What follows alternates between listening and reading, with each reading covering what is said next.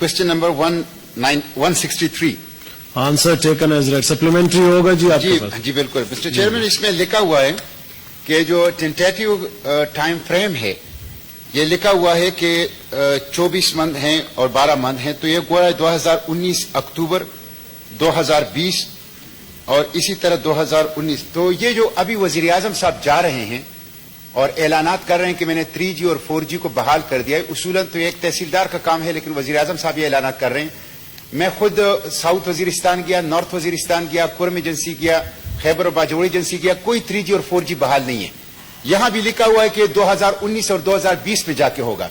तो ये वजीर आजम साहब इलेक्शन के लिए पॉइंट स्कोरिंग के तौर पर क्यों वहां जाके ऐलानात कर रहे हैं? सवाल करें स्पेसिफिक जी। मैं कह रहा हूं कि इस वक्त वजीर आजम साहब ने जो ऐलानात किए हैं उसमें और ये जो तहरीरी जवाब दिया गया है इसमें फर्क है। तो हकीकत क्या है, मुझे ये मिनिस्टर साहब जरा क्लियर कर लें। जी मिनिस्टर साहब। जी, आपने नॉर्थ वजीरिस्तान के हवाले से सवाल किया है, तो उसमें हम जैस के साथ मिलकर ये काम अभी चंद महीने पहले शुरू हो गया है और कुछ पहले सिक्योरिटी इश्यूज थे, कुछ परमिशंस के इश्यूज थे, अब वो सेटल हो रहे हैं और इस पे काम शुरू हो चुका है। नॉर्थ वजीरिस्तान पे ये काम शुरू हो गया और बाज़ जगहों पे ये 3G की जो है सर्विसेज जी कुछ जगहों पे है। अभी तो परमिशन मिली है सिक्योरिटी के जो वहां के कंसर्न से, तो अभी काम स्टार्ट किया चंद महीने पहले जैस के साथ खास तौर पे।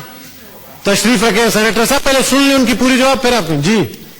जी वहां के जो हालात हैं और जिस तरह की परमिशन मिली थी और जहां पर बुनियादी काम करना पड़ रहा है, इसलिए वहां पे काम की रफ्तार स्लो है, लेकिन काम चंद महीने पहले जैस के साथ मिलकर उसको दिया गया, खास तौर पे स्पेशल इंस्ट्रक्शंस के साथ, और वो काम हो रहा है। आप चंद महीने बाद देखेंगे कि आपको और वहां बेहतरी मिलेगी और 1 साल के अंदर ये काम मुकम्मल हो चुका होगा।